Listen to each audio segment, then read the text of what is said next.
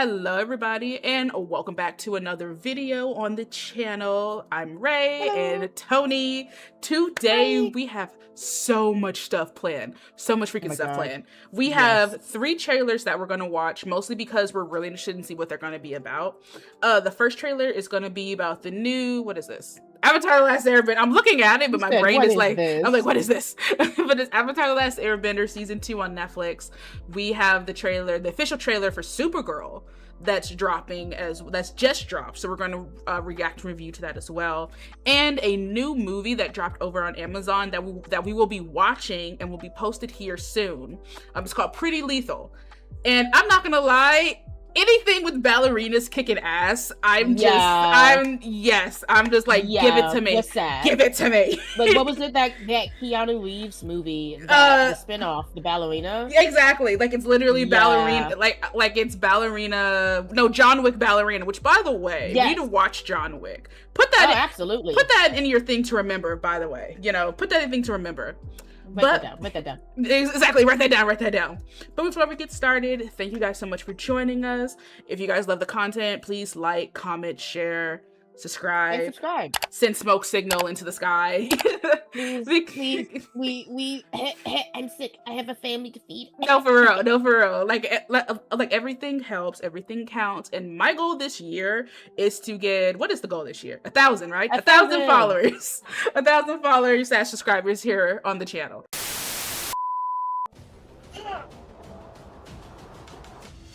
Season 2 has been insane. Who is this grown man? So first of all, why didn't we? I love this kid.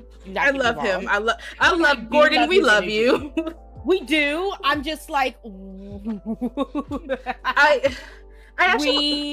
cannot do this. I actually was talking about this with one of my friends, and they're like, the only way that this works, honestly, is if they change that Sozin's comet comes at the end of 3 years versus at the end of the summer, you know? And I'm just like, it's like, hey dog, first of all, that continuity didn't really work back in the original show. No, for real, it didn't. It really didn't. And so I'm just like crazy.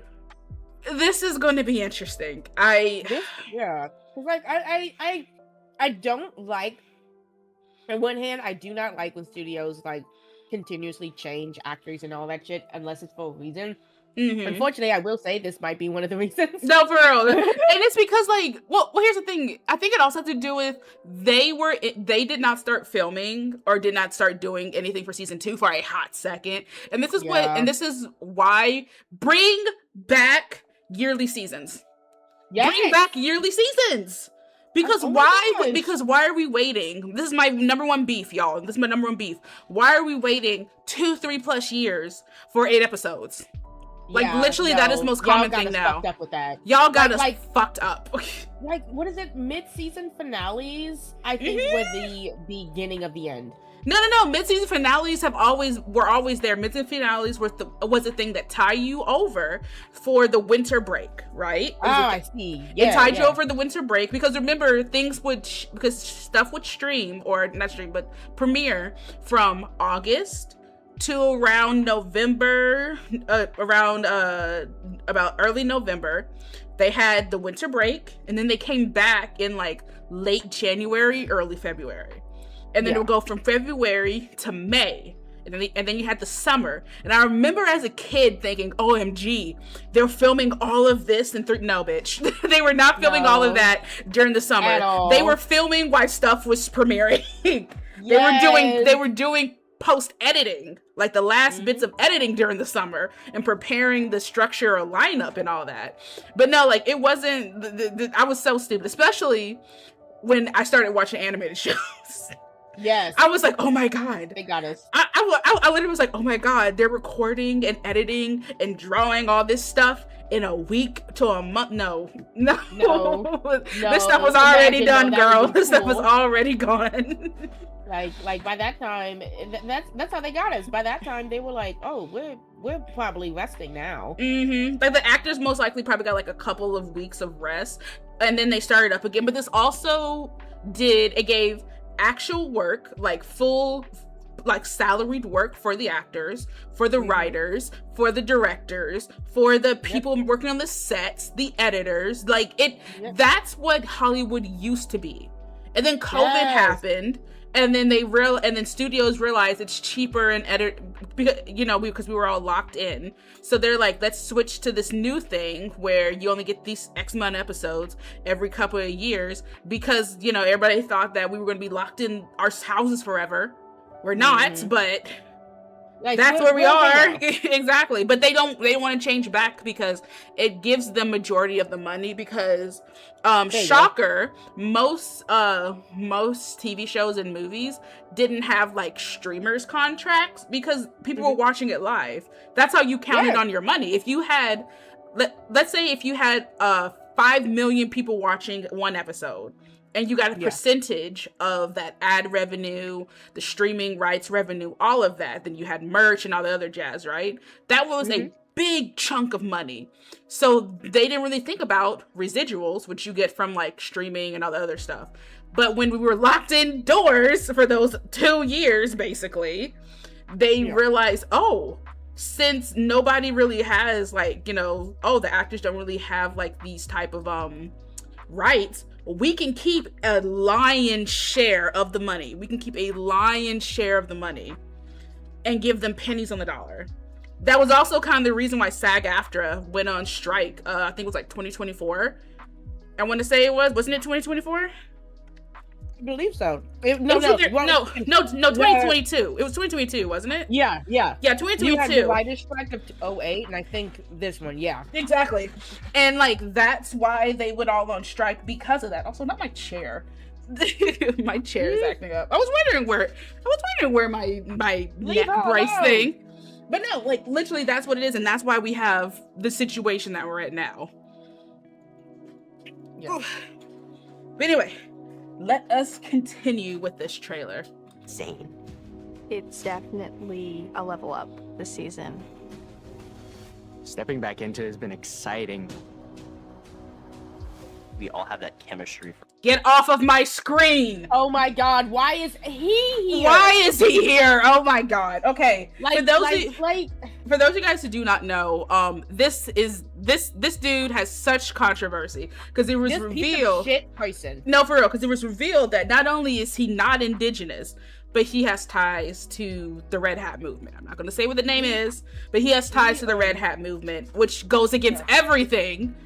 Like TLDR, this man, so when they were back doing casting for the show, they made it clear that they were trying to find actual indigenous voices to play characters such as like the Water Tribe. So they have a native girl who plays Katara, which is great, phenomenal, wonderful step.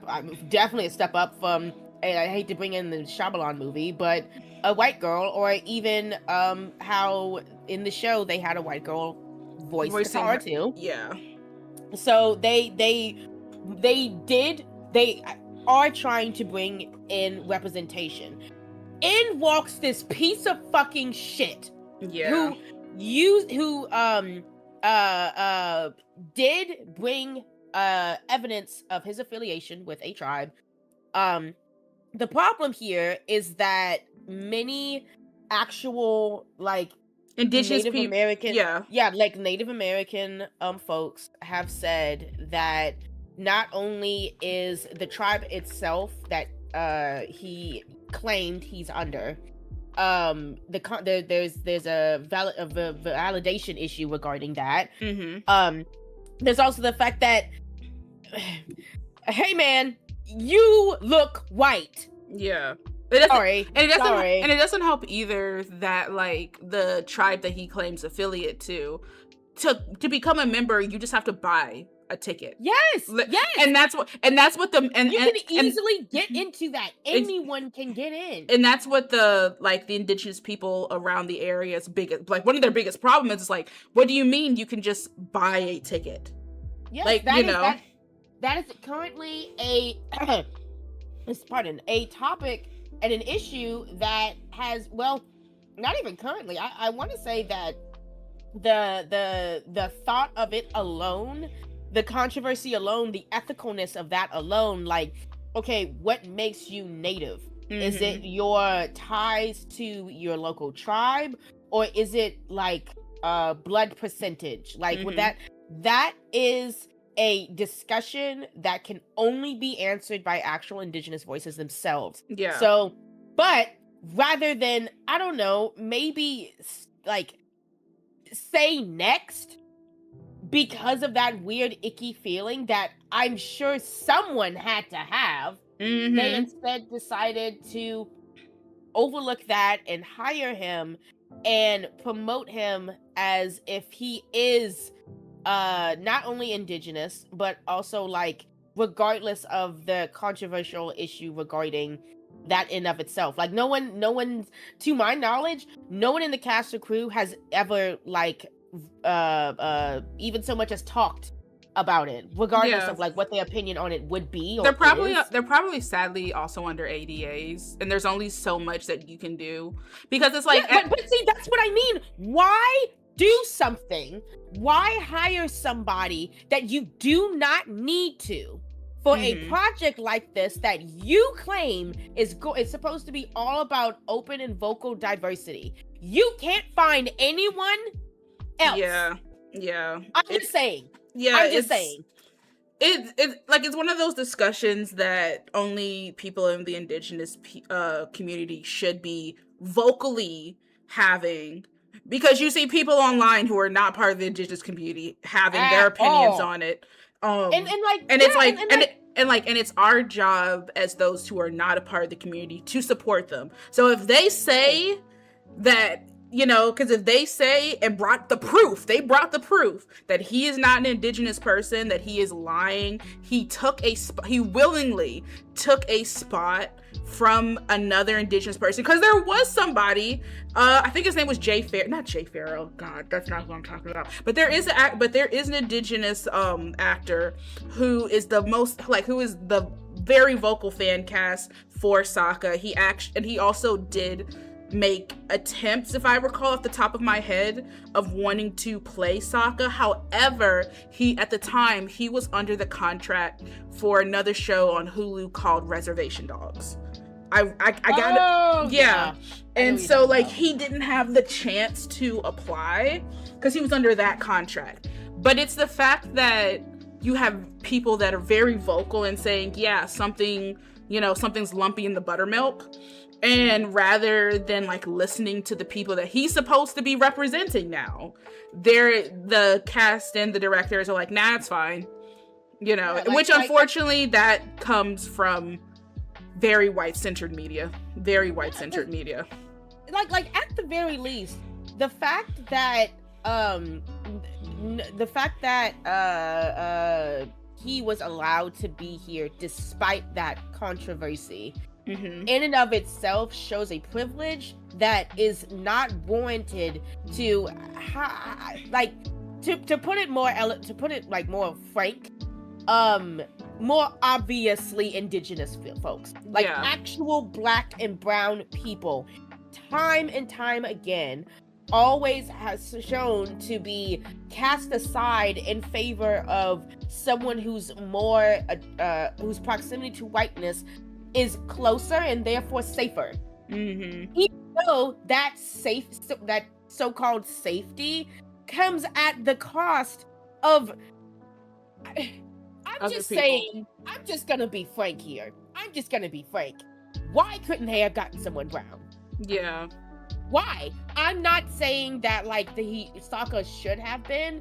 I'm also not saying that like let's say that because there are light-skinned or like white passing indigenous people, like they do exist, do not get me wrong, but they are always picked. Oh, I'm sorry, I found out that his name is DeFaro Wuhai. That's who the most common person is. I'm sorry. While you were talking, I was like, I want to make sure I get this actor's name correctly. But his name is DeFaro Wuhai. And he is a very vocal indigenous activist as well, which is something we cannot say for this man. I'm sorry.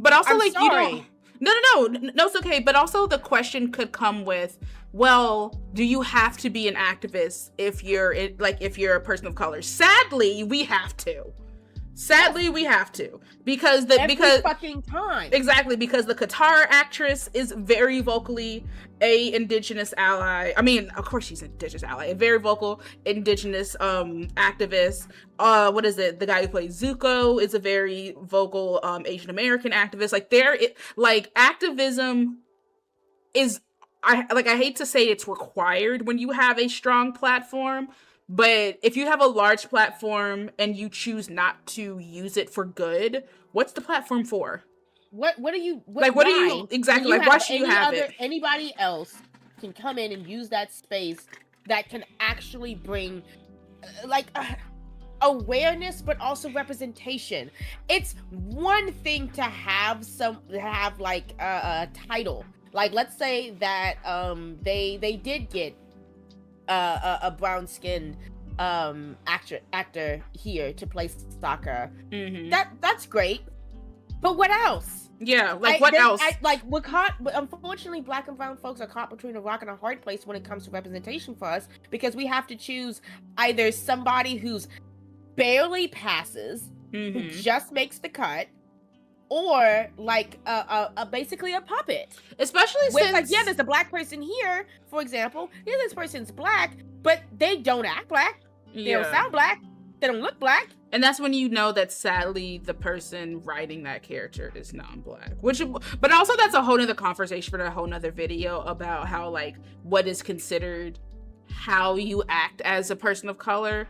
Because we have stereotypes. There's so many freaking stereotypes. And it's you have to weed through them to get to get the correct way. Because also black people from Oakland, even though, we're still black people, for example, we act slightly different than black people from Harlem, from Miami. We're all black, but we have different ways on how we act. And it's, you know what? We have another video about that. Let's put a pin in that type of conversation, Write that down. Exactly, write that down. From shooting season 1. What a try. And we're super excited to bring Mia into the gang. Oh, that's Mia. Oh, that is how you pronounce her name. Because, okay, so, I heard people online pronouncing it Maya, but it's Mia. Mia. Also, so y'all just ripping Toph off the page? Because of the... Yeah, that's what I'm saying. Y'all just ripping Toph off the page? Because, that is her. That is her. The only thing I can technically speak and say that's the difference is that she's tall. And Toph was a short queen. Toph was a short queen. Wasn't in the original series she was 10? She's 12. She's 12. Oh my god. Apples tall. She is 8 apples tall. Oh god. That I love her.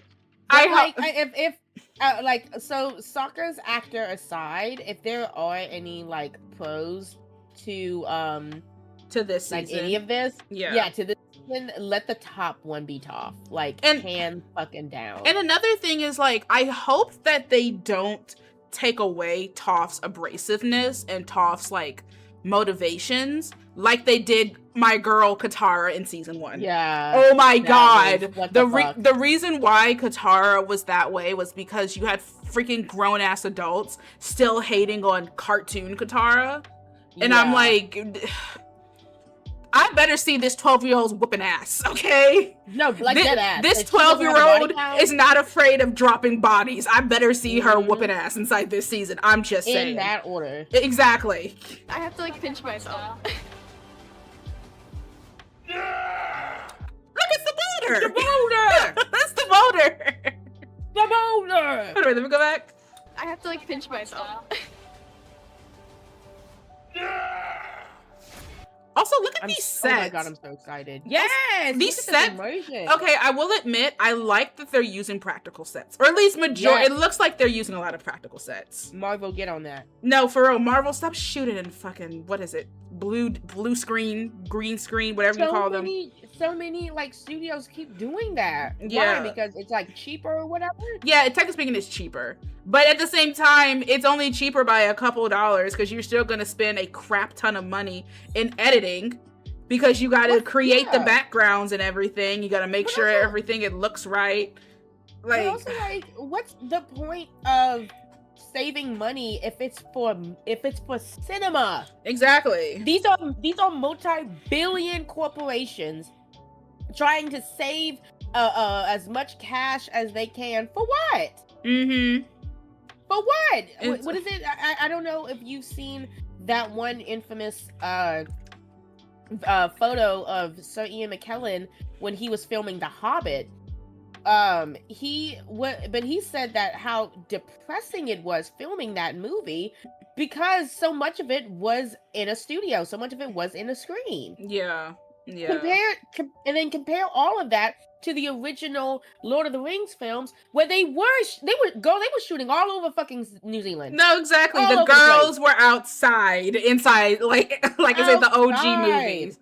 But no, but it's because also I guess you can say it's like easier, air quotes, to shoot in a screen because then you don't have to worry about lighting. You don't have to worry about XYZ because then you can just do it all on digital, but you're still wasting time and money.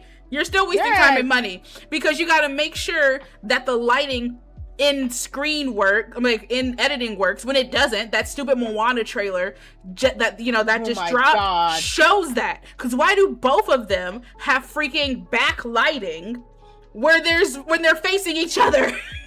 Like, what is this? That was ass. The cinephile in me raged when I saw that. I was so angry. I was angry. What the fuck are we doing exactly here? No, for real. Like, if this is supposed to be cinema, like the future of cinema, I don't want it. I don't want it. Also, let me make sure. Take it the fuck back. Oh, that me not having us at 1080p. Like, Chris. Every time I walk to set, I'm like, see, look at that. They're outside. Yes. They're freaking outside. You don't think that actors can't feel the difference mm-hmm. or like their performances aren't going to be different if they are in a more practical set like this? Exactly. If they don't feel the grandeur of this.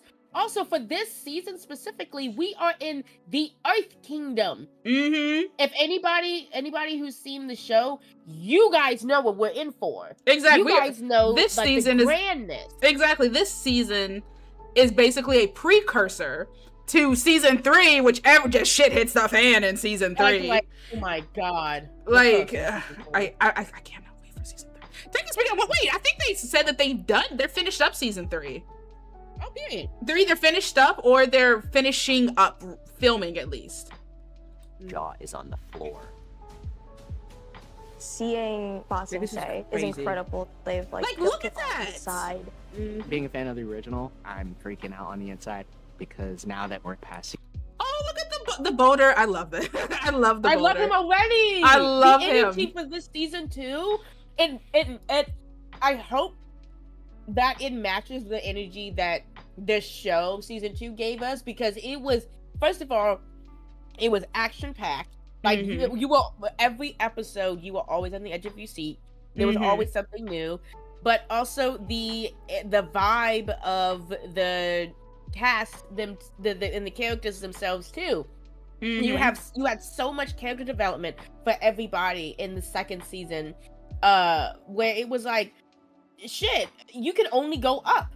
Yeah, you would only go up from here. You literally only could go up for season 2, and it's like, but okay, but I do have a couple questions, but I'm gonna talk about it later. Season 1, we're into the real meat of the story. Also, I love how Zuko's scar looks now, technically. Like, it looks more... Okay, so one of my main problems with season 1, for example, you guys, is how everything looked too clean, right? Yeah. Like, that was my problem. Everything looked too clean. Like, the clothes, like the white furs on the outfits looked too white. It didn't look like these were people that most likely slept in these clothes, you know? But this season... there's actual dirt on these things. There's like tears, there's ruggedness to them. And I appreciate that because costumes tell a story. You know? Like, there's no reason why Aang from season 1 was prancing around in practically undirtyable, brightly pigmented orange and yellow, right? Like, it should be dirty, like a little bit dirty, you know? But this season looks like they are doing that, you know? Yep, we're getting more into that. Exactly, because it's telling us that these kids have been on the road more. They have been on a journey, and they should be. They should be looking like they've been through some shit. I wonder if we're gonna get the drill this season, or if they'll have the budget for the drill. They may cut it out, though. I hope they do. They may cut it out, or they may change it. They may change it to make a little bit more practicalness, you know? Yeah. Maybe. They may change it to fit within the time frame. Mm-hmm. Especially with the fight scenes that we have this season. Okay, two things. One thing. I love how both Zuko and Zuko and Aang's actor specifically come from like explicit martial arts backgrounds. Yeah. And you can see it. You can tell. There's one thing to have people like, you know, act as if they do martial arts and then have like their body double switch in. But then there's another thing to have people that actually do martial arts and have a body double. Because they're able to perfectly mimic each other, or at least get very good. Because look how We're into the real meat of this story. Because look how they're fighting. Like, this is not just also fight choreography, which is amazing. Like, I will admit, this fight choreography actually is pretty good. But it looks natural. And that's what you need in a show like this, you know? Yes. And especially with the fight scenes that we have this season, it's mind-blowing to see how much everyone has grown. All the bending styles are really elevated this season. Azula! Look at her with that cunty jacket. Wait, girl, why are you wearing that, actually? Well, that doesn't seem Azula. Yeah, but that doesn't seem practical. Who cares about practicality, girl? It's Azula, and she shoots lightning from her fingers. Well, also she's a diva. But okay, one thing, I'm peep the nails. I like how the nails look. You look at that. Yeah, peep the nails. Our girl always had a fresh set. But also, the thing that's confusing me is why is she's not using her two fingers for bending. Well, she's probably like fighting. Oh, well. That was an explicit Azula thing that she meant, that they were very clear that was her style, because everybody has different styles, right? Yeah. And she uses two fingers for her bending to make it, you know, obviously look more elegant and more badass and very terrifying. So I'm like let me slice you with these fire fingers. No, for real. So I'm a little confused on why she's not. I mean, maybe it's just this scene. Yeah. Maybe it's just this scene, you know? That is something to point that out. Bring that up when we watch it, though. Yeah, we'll see. Yeah, we'll definitely look for that when the episodes drop. I'm so excited for fans to see what's next for these characters. Wait, who is that? Oh my gosh, Wait, let me go back. I'm so excited for fans to see what's next for these. Oh my god. Is that who is that? Is that who I think it is? Oh my god, we were having a flashback episode. That's the mom. Oh my god. Because here's the thing. I remember they casted the mom, right? Also, hello, Jet Li. Oh no, that's not Jet Li. I'm wrong. I'm sorry. Hello. I'm joking. I'm so sorry. I'm joking. In my defense, let me look him up. In my defense, I did watch a movie with one of my friends that had Jet Li in it, so that's probably where my mind is. But no, okay, so hello, Daniel Day Kim. Thank you. Hello, Daniel Day Kim. But the thing that I remember from season 2 is that what's his name? Zuko does have a lot of flashbacks, right? And they did and I remember in the official casting, they did cast their mother. I want to know whose idea was it for that makeup, but okay, whatever. But I'm hoping we get more. Also, she's wearing pink. That is really interesting. Yeah, like the details. I want to know why so much of in this trailer alone. I have so many questions. Like, why did they do this? Why did they do that? Why did they pick this? Also, I hate to admit it, but I still stand by the fact that revealing what the Fire Lord looks like still kind of goes against his badassery. Yeah, still, like just a little bit, you know? Mm-hmm. Because there was that great buildup, and then you realize, holy shit, it's Zuko, but just old.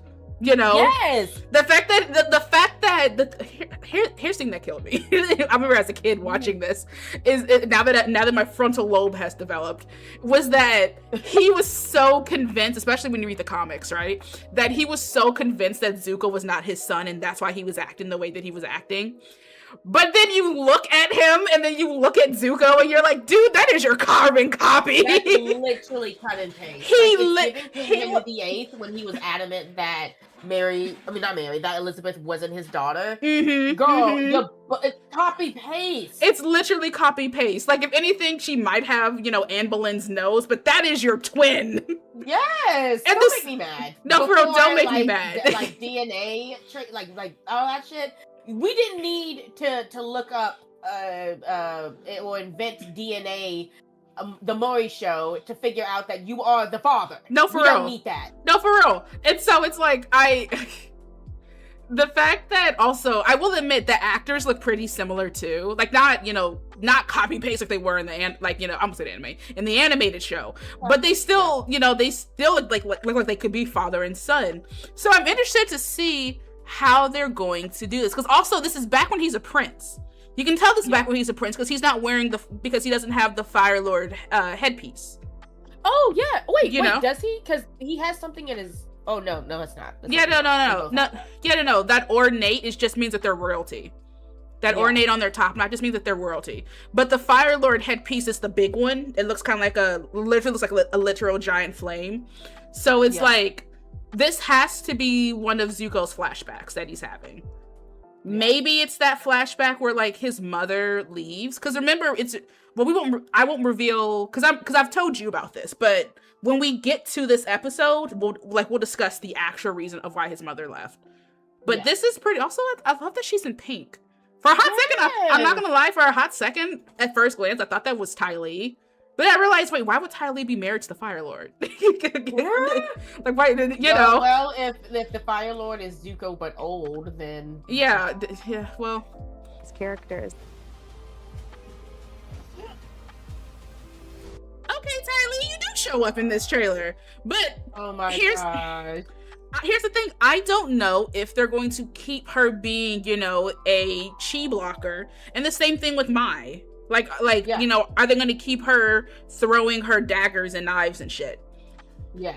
So they're going to keep her as a badass. Exactly. So it's like, I don't know. I'm curious. Let's see how it ends. June 25th.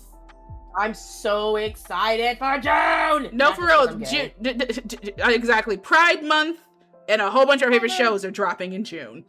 So many of our favorite shows are dropping in June, if we're being fully honest. Yeah, dead ass. Like this, I'm not joking. I'm not lying.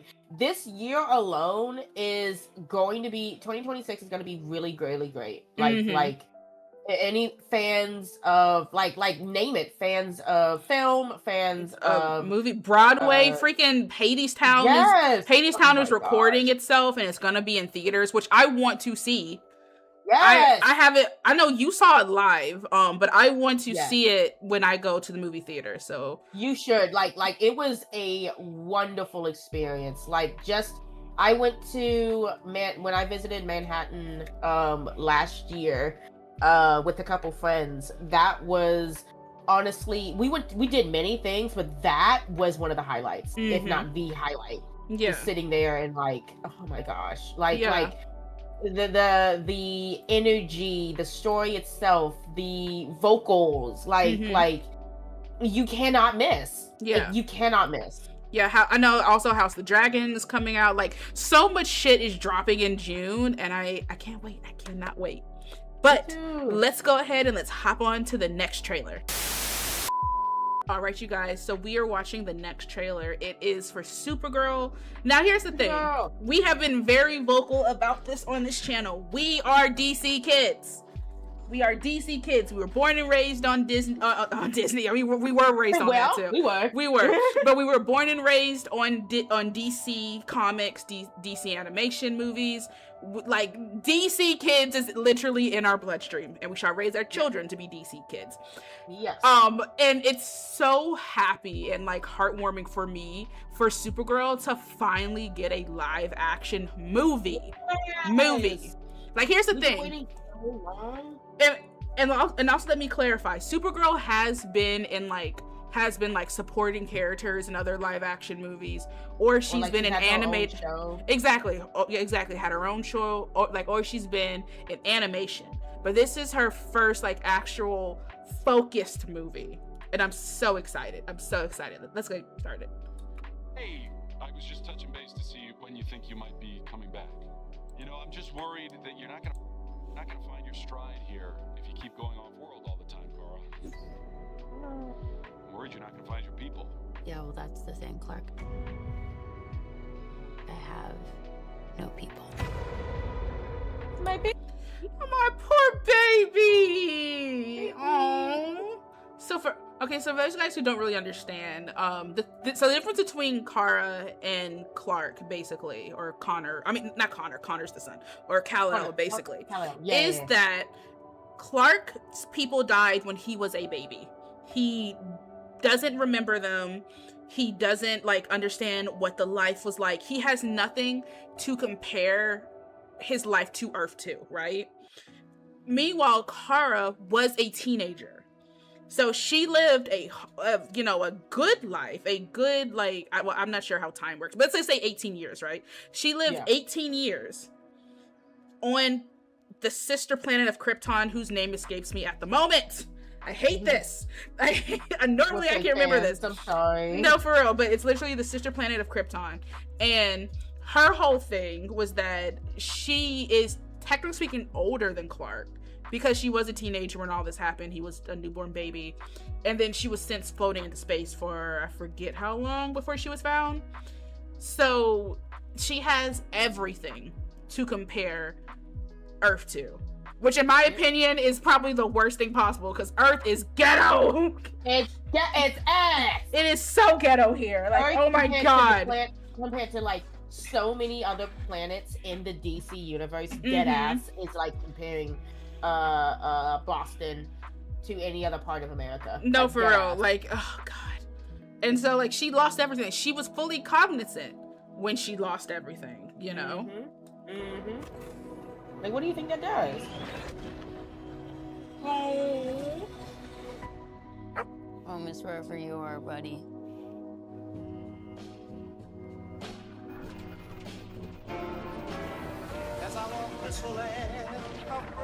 Crypto and I at least had each other. Honestly, I thought we were lucky. But luck, almost by definition, runs out. Crypto! No. Okay, so I hope they reveal. I mean, I'll probably have to go back and like read the actual video description. But there's a reason I want to say that the brigands were there, but I can't remember off the top of my head.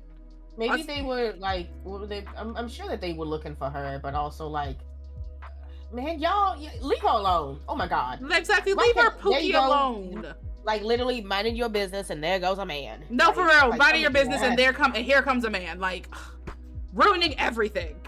He's carried the antidote on that person. He has 3 days. You cannot give up on me. It's the crime of the Yellow Hills. He murdered my innocent family.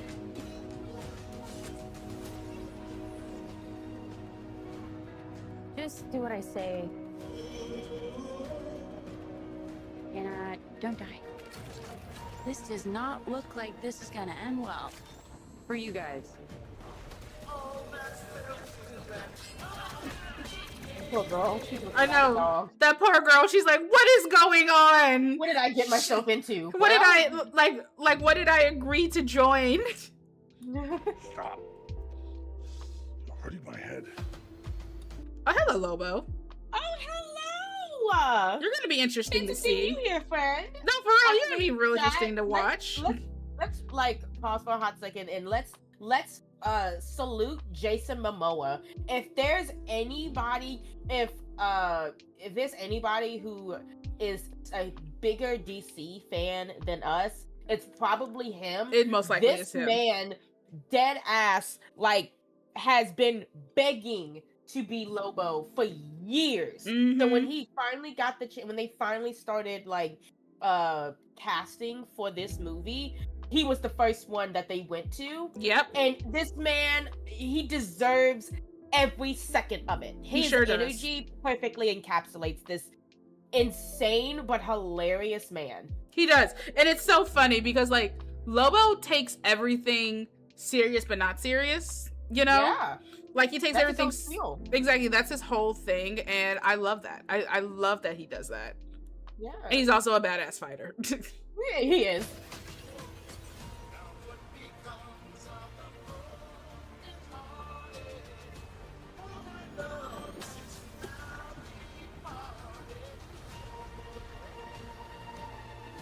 Revenge. It won't take your pain away.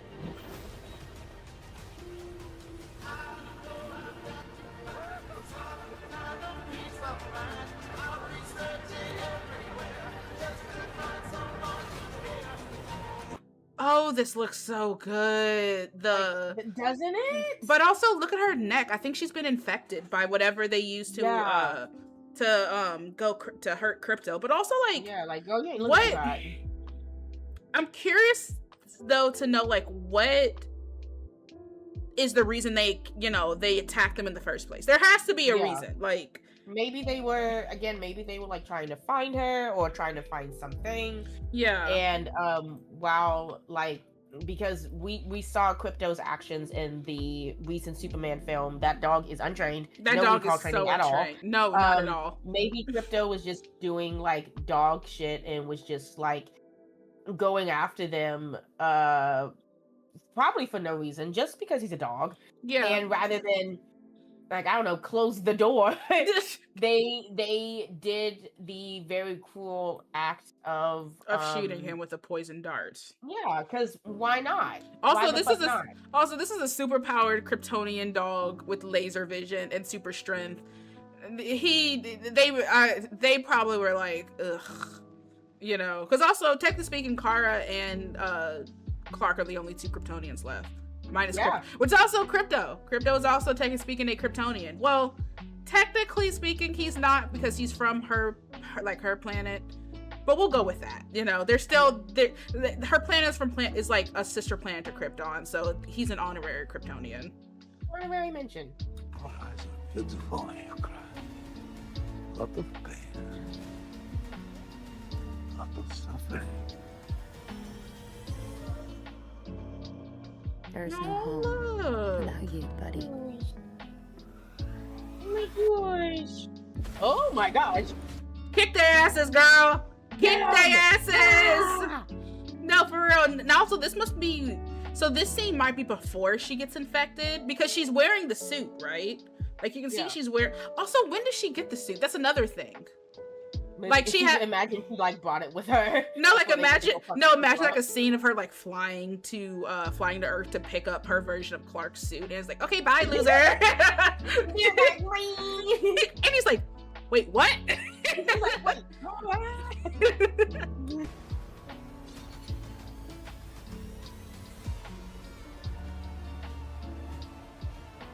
Aren't you the ditz from that dive bar? Funny. That's what I've been calling you. Touche. Like, see? He is such a good Lobo. I love this. He is not acting. This is literally him. This is literally Jace Momoa like every other Tuesday. Like dead ass. He is such a good Lobo. I love this. Yes. Let's go back a little bit. That's what I've been calling you. Touche.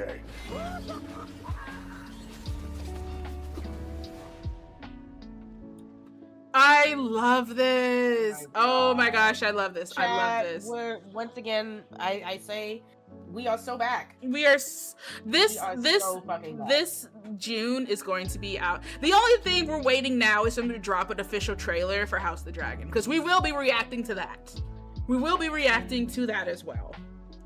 Yes. But, exactly. Like, I'm so excited for this. Let's see what's in the end. Celebrate Supergirl. Oh, Superman Day? Oh, I love that. Yes, that's amazing. I love that. Somebody write that down. Exactly, write that down. We need to do this. Oh God, I love that. That is so cool. That is so cool. Yes. But look, you guys, thank you so much for watching us react to this. I almost said these channels. React to these trailers. React to these trailers. And the next video we're going to be posting actually is a movie that just dropped over on Amazon Prime, and I'm not going to tell you guys what it is, but you guys got to stay in tune. But if you guys like this type of content, you know, please like, comment, share, subscribe, all of that smoke signal, and we will see you guys next time. Bye. Bye.